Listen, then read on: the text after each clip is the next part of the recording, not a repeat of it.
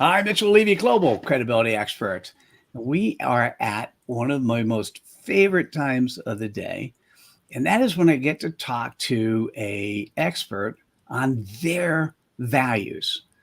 Not just an expert, but an expert at being a human and providing service to others. And so I am excited to have Travis Freeman with me today. Hi, Travis. Welcome. Hey, Mitchell, thank you. So, Travis, who are you? So, Travis Freeman, I am a father to identical twin boys. They're 10 years old, husband to Marina, my lovely wife of 13 years now. Had to think about that. And my day job as entrepreneur and financial planner to wealthy families. Nice. All right. By the way, nice, well rounded. Tell me a little bit more about you. Who are you? Sure. So, I am a person who likes to help others learn the things that I've learned the hard way, and I've seen other people learn the hard way. For example, my wife and I set up this endowed scholarship for first generation college students. I think education is a way that can really take someone's family and then the kids they'll have and the kids that they'll have completely change the direction. And while I have mixed emotions on, government paying for all of these things for, 4 to 6 years of school, I put my money where my mouth is, and we've set up something that will help pay for first generation college students for long after we're gone, which is pretty neat to think about. So when you say, who am I and values, my wife and I really enjoy supporting organizations and families so that they can change the financial trajectory of them and their children's path. So where does that come from? Who were you younger or before you show up now? Why did you pick this profession? What lessons did you learn? Sure. What wall did you hit? So you can sense that, huh? Whenever I was probably 8-ish years old, something like that, my folks went through a 3-year divorce and custody battle.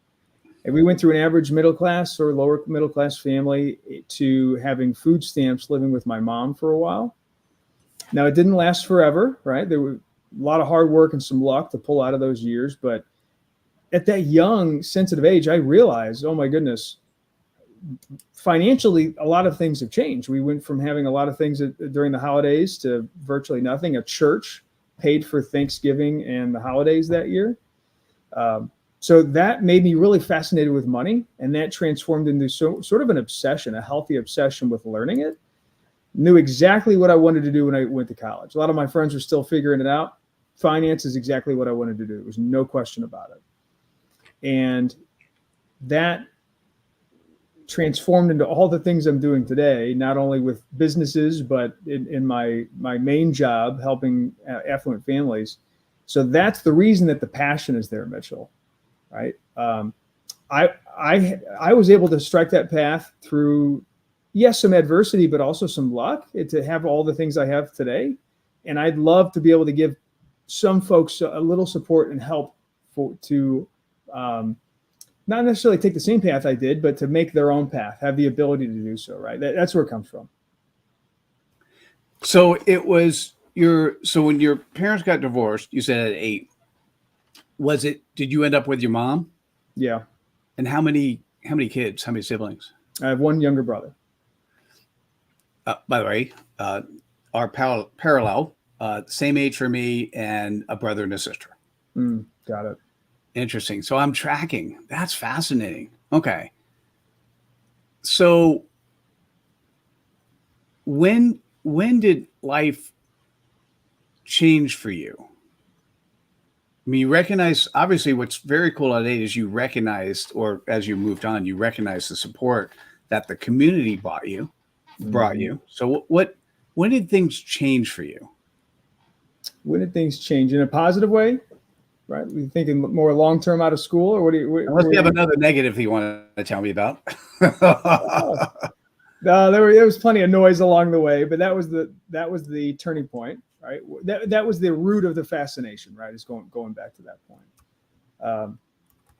I guess when things really started to change is when I got to college.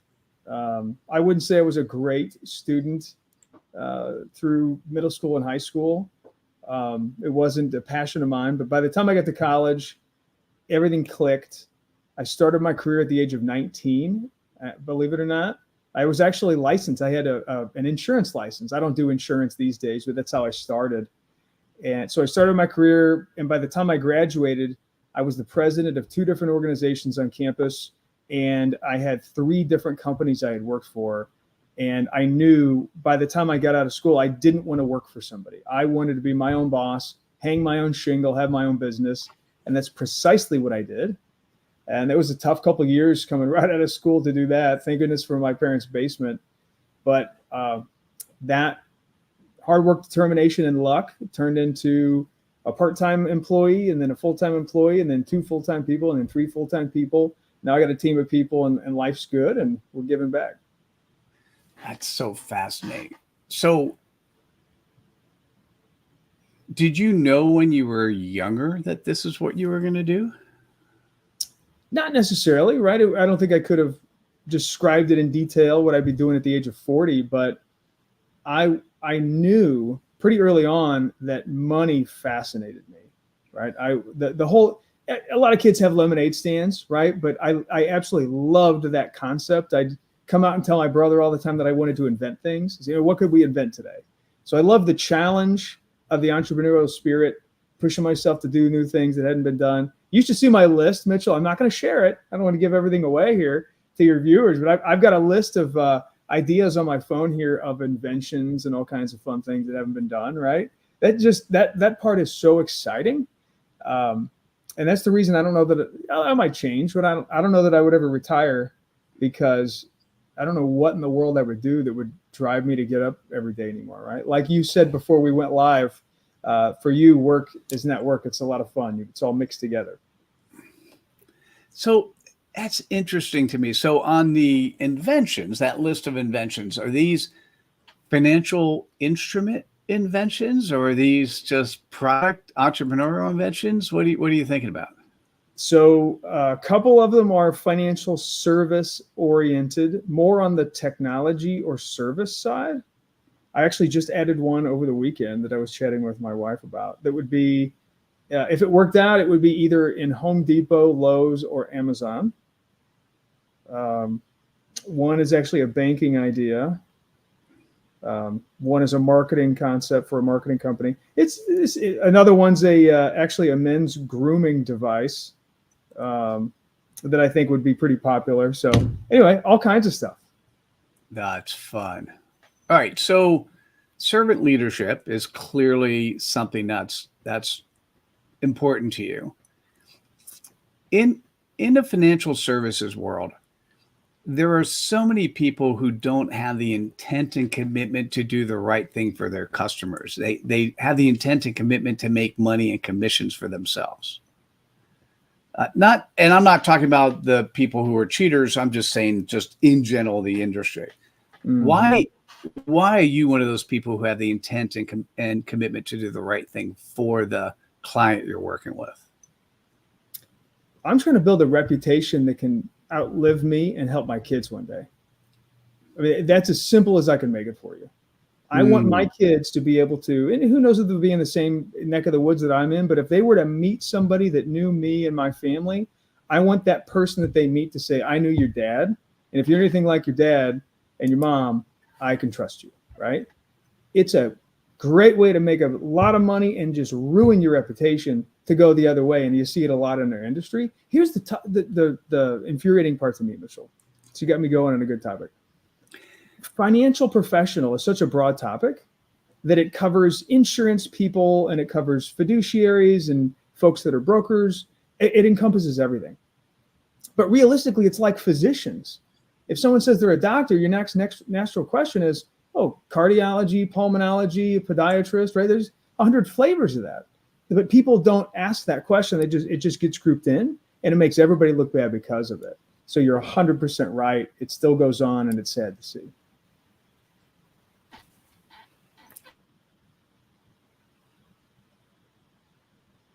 Did I lose? Now we're back. Sorry, if I lose internet, just keep talking. Oh, all good, all good. I'm in. This is always funny. I'm in Silicon Valley, and in Silicon Valley, you like always expect technology to be perfect. And I should have said that in the green room. So sorry. So just keep talking. And if I'm not here when you're done with the question, and you don't, and you see that I'm frozen like that, feel free I'll just to keep ask yourself the going. next question. No Um, worries. yeah, interesting. Okay. So, what's your definition of the word legacy? Legacy to me is something that is heartfelt, profound, deeply important, and something that will go beyond. It will live. It will live beyond. It will last. Right. And I don't mean a statue or some building with my name on it. I mean it could be values. It could be lessons. It could be stories. That, to me, that's what legacy means. And it takes a lifetime to build one, in my opinion, in that definition. And you can lose it in a heartbeat. So it's almost, in a way, based on what I want to do for my kids, a North Star, a guiding light, right? I mean, that keeps me headed in the right direction every day amid all the craziness in the world. I love that. It was almost a trick question because you already answered it, right? Legacy is what people say about you when you're not in the room, and Absolutely. and having as a North Star your two boys being being reminded wherever they go of who their father was. That's a great that shows the intent and commitment to do the right thing because you're doing it for the next generation. Mm-hmm. You got it. Yeah. If they ever listen to this, by the way, Mitchell, hey guys, I'm not promising that you're going to get 7 or 8 figures of mom and dad's money, but I can promise you that you will be left with a great reputation with our family name. And trust me, that's more important than anything with a dollar sign on Oh, yes. Even though you may not believe that, but yes, it is. it. No, Travis, I have a question. Why do you think people don't think that way? I mean, I love your thinking process, and you're dealing with your client base is affluent individuals. Mhm. So, but not everyone thinks the way you do. Tell me why. Yeah, I think it's possible that some people just get so caught up in the materialism of modern society, and they feel like they need to prove to themselves and others, including family members, that they've made it or they're accepted or successful. And the next closest thing to having wealth is to feeling wealthy. And how do we feel wealthy? You buy the car you can barely afford, the house you can barely afford, you surround yourself with all these things, and you do it by making the quickest buck that you can make. And it's a sugar high, it's short-term thinking, right? You and I both know why that's the wrong path, but I think that is the reason that, at least in this industry, some people choose that path instead. By the way, I'm loving this conversation, so thank you. And I'm poking because we didn't prep any of this. What what's really interesting when I think about the concept of affluent individuals with wealth complexities, I think about a class of humans that are generally good natured and good people. And I think about people who you don't want to associate with. Is there a criteria used to say no to a prospect that comes in the door? Yeah. If somebody has goals that are unachievable or unrealistic, if somebody is rude to my staff, quickest way for me to say nice to meet you. I will say it in a polite way unless it's been real bad. But that's an easy way to filter folks out. And rarely does this happen, but it has happened. Um, or if there just isn't a lot of chemistry, right? Because I want to be able to come in and have really deep, close relationships with the families that I serve, because it isn't a ton of them. It's intentionally a small practice, so that I can know someone's voice when they call. They don't have to say an account number. And because of that, the chemistry test is really important. It needs to be folks that are good-hearted, reasonable, kind, responsive, love collaborating. So those are the gentle 3 tests that I usually go through before I would work with somebody. And obviously, there's not a formal written test. How do you determine? Sometimes I will actually put it out there. I'll let people know, hey, we just met. I don't even know what you do or don't have, but there are 3 criteria, right? There's chemistry, goals, and then just making sure that everything jives with my team. And then other times, I kind of get a little fearful that someone's not going to pass the test right away, and I try my best just to help them, and then help them find somebody else that I think they would have better success with. And then they walk out of that conversation going, this was a good use of my time, even though we're not working together. Like, I want everyone to still have a positive experience for the most part. Yeah, that is so powerful. So you essentially, I'm walking through the 10 criteria of credibility in my brain as you're talking. I'm thinking you always have respect for those people who are coming in the door, whether or not they really turn out to be someone you want to be a client. Part of what they need to do is have respect for everybody, including your staff. Mm-hmm. And what you do in terms of being service is now, let's say they don't have respect for your staff. Would you still pass them on to another colleague? It depends how bad it is. There was a physician years ago who was quite rude. He was actually an existing client, and we had a heart-to-heart. He was given a second chance and never did it again after apologizing to this female member of my team. But if that would have happened in the first interaction or so, no, I think I would have just said, sorry, we just can't help you. Wow. You truly are someone who makes sense to be interviewed on this show. And I want for those entrepreneurs listening, here's what's really cool. Let me just even summarize what I've heard so far. You're in a space, and by definition, a space is constantly changing, financial services, and you're being entrepreneurial about new things you can create, whether or not you do or don't, right? You've invested with your wife mentally of creating new things together. Fun. You want to be of service to others and create an environment around you that people enjoy being part of. And you won't allow somebody, even if they're going to give you money, to be rude to those that are part of your environment. Is that a good summary, what I heard so far? Yeah, you're good listener. You got it. Yeah, that's crazy cool, right?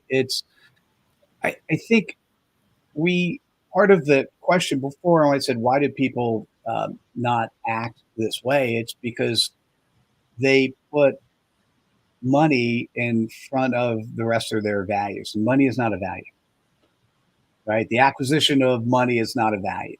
More is not a value. Interesting. I love that. All right. So tell me a little bit more about what does it mean to work with you? Why would, if I'm an affluent individual with wealth complexities, why would I work with you? Sure. That's a fair question. So there are many good fee-only financial planners out there in the industry, right? That don't charge commissions. They're truly fiduciaries. I'd say what would be different in this environment is if someone has 7, 8, even 9 figures of wealth, multiple business entities, multiple trusts, and they have a number of people in their family. Some might be involved in the business, some aren't. How do you treat what's fair, what's equal? Because those two things might not be the same. All these things are going on. And what they want to do is be able to spend more time with their family, grow their business the way they want, and do things on their own time without having to worry about all the complexity. We not only handle the investment side, but we handle all the noise that happens in the background, even private travel and private security, right? Somebody owns a private foundation, all the mail could come to our office. We take care of opening literally every envelope and handling all that. So there's a lot. When I say wealth complexity, it's not just, hey, I've got a bunch of money in a bunch of mutual funds. That's much more streamlined, I would say, than some of the heavier lifting that goes on around someone's wealth. Wow. So where do you stop? Like what? By the way, I love that. What would you? It's not. And let's look at the positives, right? So if you really are dealing with everything associated with wealth complexity, that's a pretty broad list, isn't it? It is, yeah. So where would the bookend happen? So I have estate attorneys at my disposal, and I can have those estate attorneys review estate documents, advise on estate planning strategies. But if somebody needed to amend their trust or create a brand new one, we're working with their actual estate attorney, right? So I'm not going to be sitting there drafting estate documents. We're going to work with their outside person, but I can sit there right next to a salaried estate attorney to act as a consultant as they work with theirs. Same thing with a CPA. We're not going to file the tax return, but I have disposal to salaried CPAs that I get to sit next to and help as a consultant on complex tax matters. Nice. And what's really nice about that is, in essence, you really are what's called a trusted advisor. Hope with so. Fiduciary responsibility. Yeah, you got it. That was built intentionally that way. Yeah. I like that. So you're looking at the holistic client, which is yours, and saying, "Hey, what's painful, and how can I be of service?" That's exactly right. And generally, if I don't have a solution already, I can find somebody who does and deliver that to somebody, again, so that they can spend more time with their family or growing their business and not dealing with tax issues on a Saturday afternoon, right? They should be playing golf or fishing or whatever they want to do. All right. So this level of conversation you and I have, is this the level of conversation you have with your clients or your prospects? Or when does this come out typically? Sure. It depends on the client. Some like to just come in, especially attorney clients. So they might own a business, but they're a JD and they want to get right into the nuts and bolts, or engineers the same way. But one of my favorite things to ask people is, pretend that you're 90 years old. And Mitchell, I usually do this when I first meet some folks. Pretend you're 90, you're sitting on the front porch of your home. You're thinking back over your life about all the things that you were able to accomplish. Take a moment and write down the top 3 things you were able to do with your lifetime. And it's a lot of fun doing this with spouses, because they'll write down 1, 2, or 3 things. And sometimes one of them will match. Oftentimes the other ones don't match. It might be started a foundation. It might be we bought that place on the beach we always talked about, or we had 5 grandkids that we get to enjoy Thanksgiving with. Whatever it was, that is such a great, fun way to find out what deeply makes somebody tick. Because if I don't know that kind of information, how in the world could I ever help someone get to that goal, right? If they're 50 and they want to accomplish these really deep, fun things by 90, well, we're going to be a part of that, right? Some people describe our role as the dash between the year they were born and passed away on their tombstone. There's a lot of truth to that. Wow. I love that. By the way, my just got back from a week with Marshall Goldsmith, and he likes using that analogy as well, but asks a slightly different question. So you're in the hospital bed, you're 90, he uses 95, you're 95, and you can have yourself, which is 40 years earlier visit you. And that 95-year-old is going to give you one piece of advice. What would it be? Mhm. And what he often says is it will never be make more money. Yeah. It Isn't will that the truth? always be something about friends and family. Yeah. That's good. Um, and that's how you affect change, right? That's how you peel back layers. Many people want to have these conversations with me and just get into the nuts and bolts. And this is what we've done with our money in the house and the investments and the trust. But hold on, what's behind that? What's behind that? Why'd you do that? What was your first memory of money? How did this? What happened early in life to get you to make this decision? And once you peel back the layers about 6 times, do you actually get deep down and figure out what somebody is truly looking for? And that's how you can help it. Mm. Mm. Oh, you just gave me chills. Mhm. Well, I can always tell when I'm talking to somebody who really loves what they do and are really good at what they do, because the right answer is there is no right answer. You have to do what's right for your client. And how do you do what's right for your client? You unpack, and you have to continue to unpack, because the first thing they'll say is most likely never the right thing. Right. So I love that. Let me ask you 2 questions, and guys, stick around. The second question is always the coolest. First one: if somebody is a affluent individual with wealth complexities and they go, "Oh my God, I need to reach out to you," what's the best way for them to reach out to you, Travis? Sure. So folks can reach out by going to growthinfo.com. That's one website that people can check out my book that I just published, and also see some articles I've written. So growthinfo.com. Nice. Thank you. Okay. If based on this conversation, is there a question I should have asked you that I didn't? A question you should have asked me that you didn't. You covered some really good questions here. Maybe, how in my line of work, over the 20 years I've been doing this, how does somebody know when they have enough? Ooh. Oh, I love that question. I have an answer for it, which I'm not going to give, but I'm going to listen to yours. That I love Okay. that question. Yeah. Oh, wait, please ask yourself that question. So the way that you figure out when you have enough, because there's always an enough, right? Because if somebody can't figure out when is enough, there are some things they need to work through with a counselor first, and then we get to the number. But the way that somebody figures out what that enough number is as far as creating wealth, the only way that I've been able to determine that is to do a comprehensive plan to take what they want today and in the future and backdate all that information to today to figure out what that number is and needs to continue to be. For example, if someone says, Travis, I think I need $8 million before I can afford to retire. My family lives into their mid 90s, and I just need that much money, I think. Okay, maybe you might be right. I have no idea. How do you live today? Are you happy with it?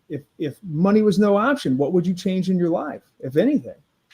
Which is a fun question to ask.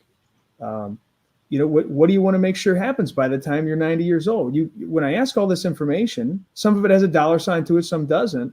I can put that into an analysis and actually show someone this is your number. And the most fun part of my job, Mitchell, is when somebody is already there. And they go from having this corporate grind mentality or running a business where their employees take off more time every year than they do, and they're just so stressed out, to going, you're telling me I'm there already? And you just see the stress melt away. And that is one of the coolest parts of the job. Mm. Mm. Man, that's twice in a conversation you made me shiver. Dude, that's very cool. And I absolutely understand that. That's so cool. Love that. So, Travis, thank you so much for sharing so many values of of credibility and who you are and how you show up in the world. And it's an honor to spend time and get to know you. I appreciate it, Mitchell. You asked some great questions. Oh, well, thank you. Thank you. And hey, listen, if you're still here, this is now your time to spread Travis's cred dust. Take some of the ideas, the thoughts that you heard, share it on the social media platform that is relevant for you.